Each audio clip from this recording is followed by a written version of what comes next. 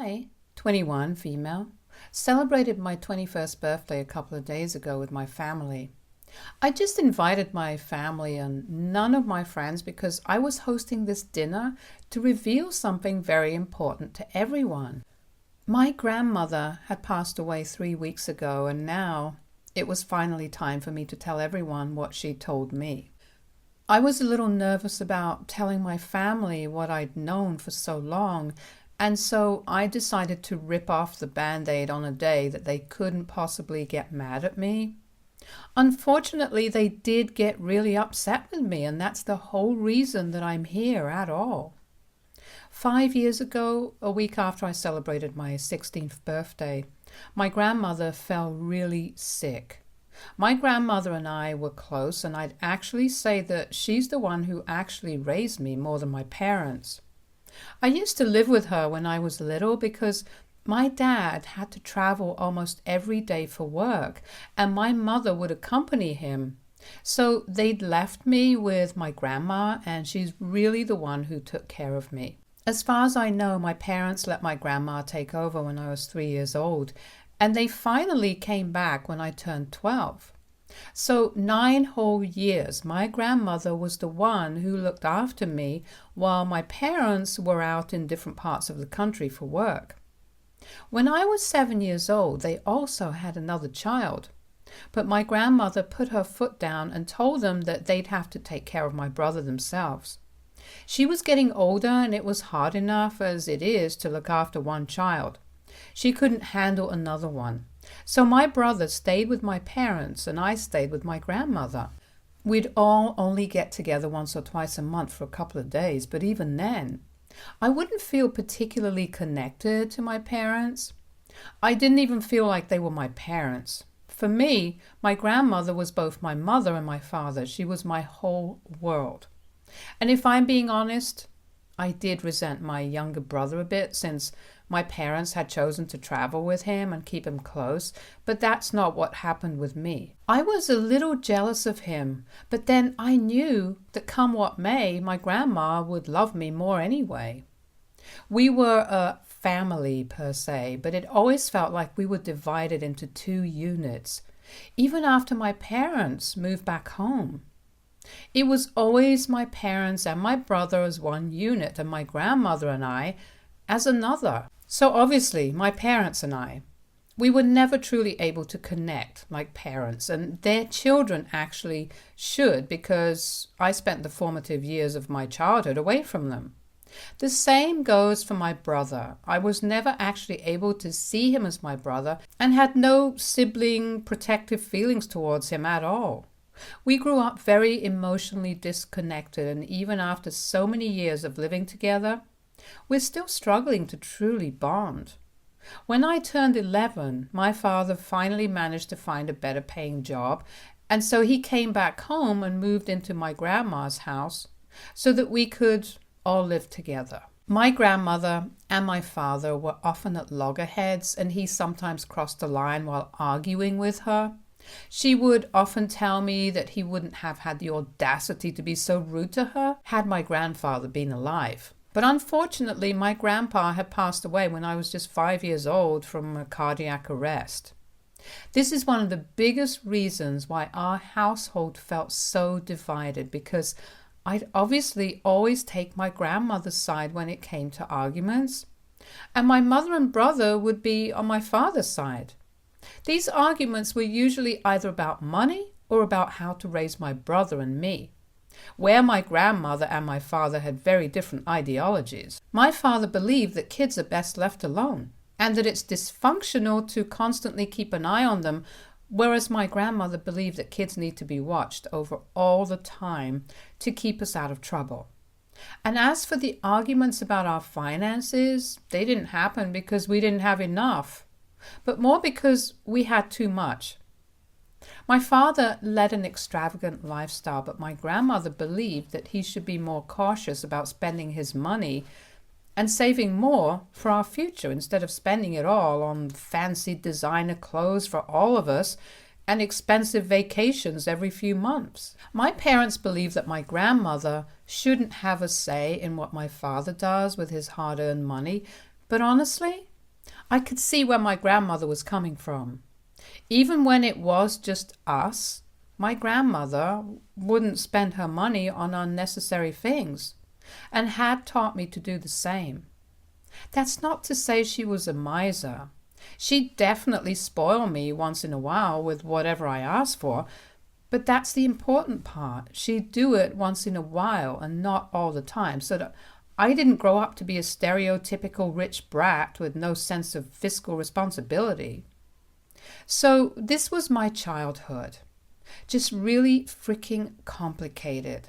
And like I said, my grandma fell really sick a few days after my 16th birthday, and one day she told me to lock the doors because she wanted to speak to me in person just in case she didn't recover from this. That scared the crap out of me back then, but she told me that what she had to tell me was really important, and so I absolutely had to hear her out. That day, she told me a huge secret that I carried with me for the next 5 years and revealed only a few weeks ago once my grandmother was no longer with us. Back then, she told me that if she passed away, she wanted me to tell my father that he wasn't actually her son. She told me that my grandpa had been married once before, but his ex-wife ran off with his brother and left him with a 1-year-old son to raise all by himself.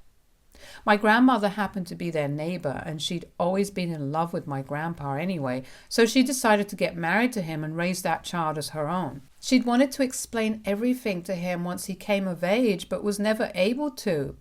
And the older he grew, the more difficult it became to bring something like this up. But there was another reason that she was telling me all of this, and that was because she changed her will a few months ago, and now, after she passed away, all her money and the properties that once belonged to her and my grandpa would belong to me. She'd initially wanted to leave it to my father, but she changed her mind after he moved back. And she realized that she actually trusted me a lot more than she trusted him, because she felt that my father would sell everything she loved if it really came down to it. But I would understand the sentimental value. And she admitted that not only did she trust me more, but she also loved me the most in the family as well, which was touching. And I remember both of us crying in that room out of fear that this could potentially be our last real heart-to-heart conversation. She told me that I was not to breathe a word of this to anyone until I turned 18 or until she passed away, whichever happened first. I'm always going to be so thankful that she didn't pass away back then and was able to fight cancer for a full 5 years and spend some more time among us. And actually watch me graduate from a college she dreamt for me to attend before she actually breathed her last a few weeks ago. I'd managed to put off the reading of her will for long enough, but her lawyer told me that we'd have to do it soon enough because my father had been asking about it almost every day now, and he couldn't make up excuses any longer. So on my 21st birthday, I finally decided to reveal the truth to everyone.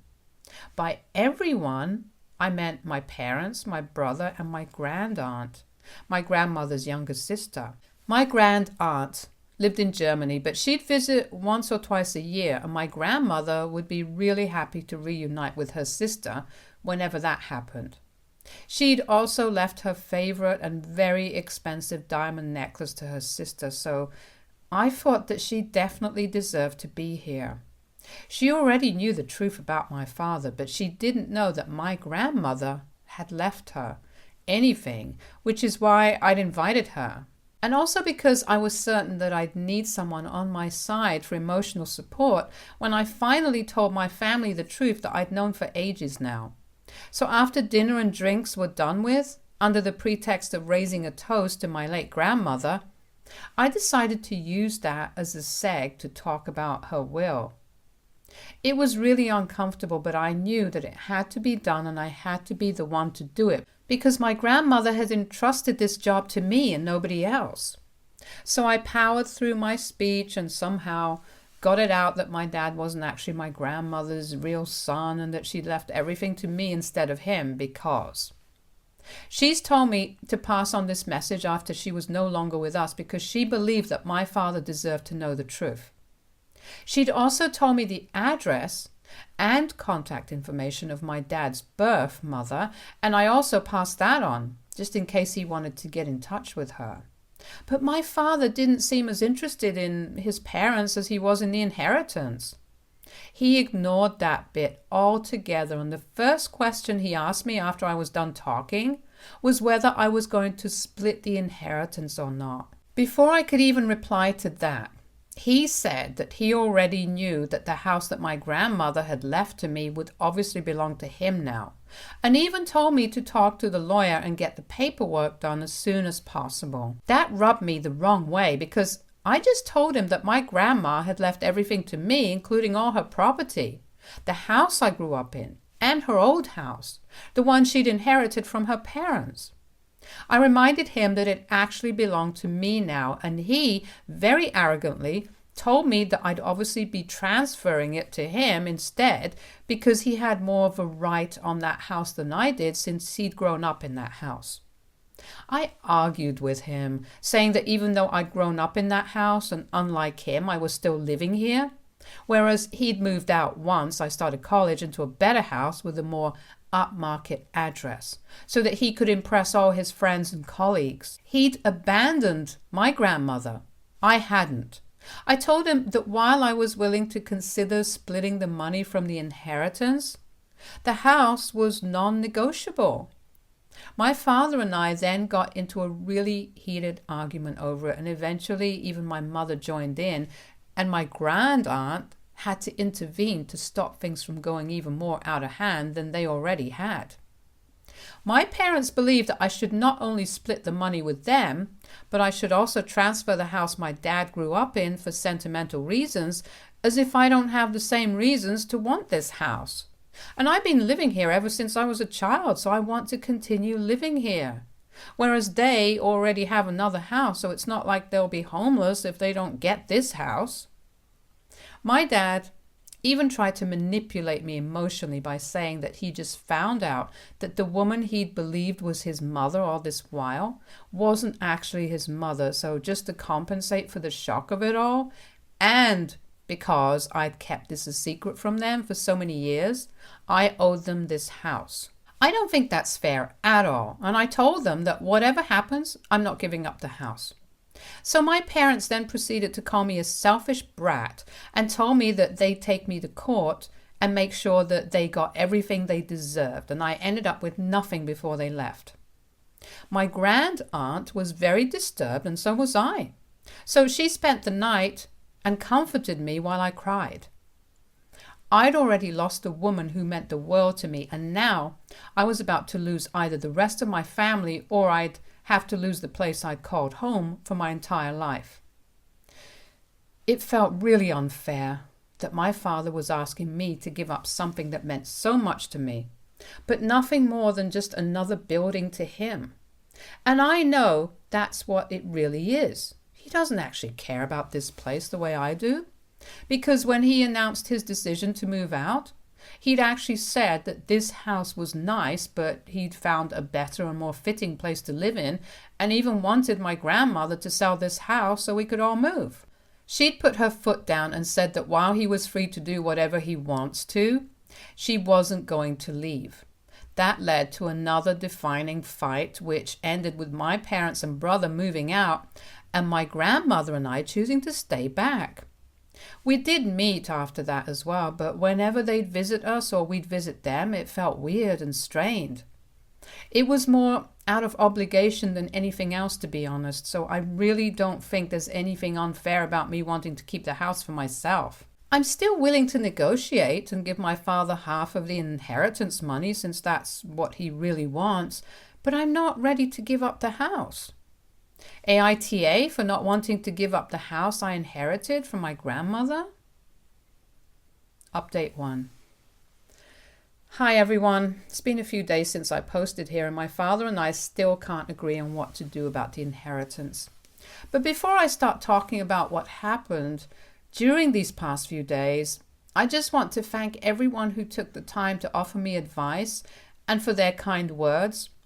That was really helpful. And since I can't exactly discuss these things with my friends right now because of how personal it is, I really do appreciate all the advice and love that everyone has been sending to me. Thank you, everyone. I spoke to my father last evening, and this time it was just us. My mother wasn't on call with him, and neither was my grandaunt here to diffuse the situation either in case it got too tense. He tried to reason with me by saying that since he'd grown up in this house way before I was even born, he deserved it more than I did. Also, the fact that he was already beginning to feel out of touch with his mother ever since he learned that she wasn't actually his mother was more reason for me to let him keep the house. I feel like I have to mention that this house that we're both fighting over doesn't just hold sentimental value, but it's also a total steal. It's a huge 2-story bungalow with beautiful Victorian-era inspired architecture and a picket fence. It's just a stunning house overall. And if I were to sell it today, I'm sure it would easily fetch a huge amount. So instead of arguing with my father and talking in circles, I decided to ask him point blank about what he intended to do with the house if I were to, hypothetically, let him have it. That's when he started fumbling, because both of us were very well aware that he only intended to sell this place because, to him, only the price tag mattered. He tried to tell me that he'd moved back, but when I asked him what he intended to do with the house that he currently lived in if he moved back here, he got mad and said that I was being too nosy and these things were none of my business.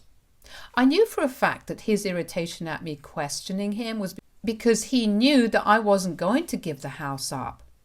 And I confirmed it for him right after he said that it was none of my business what he did with the house. I told him that this house was rightfully mine since my grandmother had left it to me and not him. So now he needed to stop trying to fight me over it. Or the next time we'd be speaking, it would be in the company of our respective lawyers. He started yelling at me after that, but I didn't pay much heed to it and hung up. It's been a whole day since and I haven't heard from him, so I think that he is either preparing for a legal battle or maybe he's giving up. Although I hardly think that he's the kind of person who will just give up something like this, but I sure hope he does. I'm too tired and sad to fight. Update 2. Hi. So a couple of things. I would really appreciate it if people refrain from calling my late grandmother names. I can't believe that this even has to be said, but some of you are going overboard with the comments. I do realize that she probably should have told my father the truth herself while she was still alive instead of getting me to do it after she's gone, but calling her manipulative and cunning is taking things a bit too far. She's still my grandmother and I still do love her, so I don't appreciate that at all. I don't know why she made me tell my father, but that was just one little thing I could do for her since she's never asked me to do anything else her entire life and has always been the support system I'd needed. So this was the least I could do for her. I guess she just didn't want to pass away knowing that her son was mad at her even though they weren't on the best of terms already. She didn't want to make things worse before she passed away. That's what I think, but I'll never know for sure anymore. But I will request people to be kind in the comments and in my DMs because calling my grandmother manipulative is really not as helpful as everyone thinks it is. I spoke to my grandmother's lawyer, now my lawyer, yesterday, and she told me that we don't need to worry even if my dad decides to contest the will. For starters, he's not her son by blood, and whatever his father had left him, he's already received, so he's not entitled to my grandmother's money and property anyway. Also, I'm the one who was her primary caregiver because my father moved away a few years back, which is around the time that my grandmother was diagnosed with pancreatic cancer. She fought for 5 long years and I was there with her every step of the way. From her chemo appointments to taking care of her at home. I was the one doing it all. Obviously, I did have help as well because we did hire a full-time nurse, but I also stayed with her and took care of her while my father would only visit sometimes. So legally speaking, my lawyer reassured me that he didn't have a leg to stand on and wouldn't be able to change anything. That's a huge relief because I really don't want to lose this house. This is the place I grew up in, and all the good times I had, all the milestones I achieved, my whole life up until now has been spent here, and I want to continue living here. It'll feel like I'm living with my grandmother, even though she's not actually here. I miss her terribly, and this house isn't just a house to me, it's my home. I don't have anything about my father on a personal level, but I don't think he'll ever understand what this place means to me. He grew up to be a spoiled brat despite my grandparents' best efforts, and now he only sees the price tag attached to things and not the sentimental value. I know it's practical, but it's just really sad if you really think about it, because right now he has almost everything he needs to be happy. But he's still fighting with me over this place and making himself unhappy on purpose when he can just let go gracefully. But I'm not afraid of fighting back anymore because I know I'm not going to lose my family. As I said in my first post, my parents were never really my family at all, and it's too late to fix things now. My brother is too young, and he'll obviously only be influenced by what our parents think and believe, so I can't count on him either, and my grandaunt is flying back to her family in just a week. So I'm on my own now. I'm not afraid of losing anyone, so my father can bring it on if that's what he really wants to do. Update 3. I arranged a meeting today with my dad with our lawyers present, just in case to tell him once and for all what my decision was. He agreed to meet me for lunch very happily because I think he believed that I was finally giving up ownership of the house. So we met for lunch today, and he seemed pretty happy until I finally sat him down and informed him that I had decided to stick to my decision of keeping the house, and I wouldn't be splitting the inheritance money with him either, because since it had all been left to me, I was the only one entitled to it. And his behavior had proven that he didn't really care about my grandma, and so didn't deserve anything that belonged to her. That led to us getting into another fight, and my dad told me that he was going to cut me out of his life entirely if I didn't change my decision. But I accepted that, since I already knew I was on my own. He was very agitated and was being very loud and obnoxious like an entitled child, so by the end of the meeting, I was actually glad that this would be my last meeting with him. He kept threatening to take me to court, but judging by his lawyer's face, I don't think that's going to happen any time soon. Even the poor guy seemed embarrassed to be seen with this screaming mess of a man, which is fair. I'm actually hoping that my dad disowns me legally or something, because after all this, I don't want to be associated with him anymore. Stay tuned for more stories from our girl relationships.